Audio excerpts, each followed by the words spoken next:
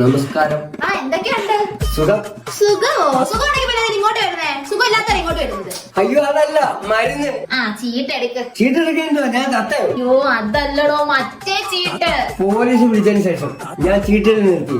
എന്റെ ചീട്ടില്ല. ഓ അതല്ലടോ, ഡോക്ടറുടെ പ്രിസ്ക്രിപ്ഷൻ. അയ്യോ അതാണോ?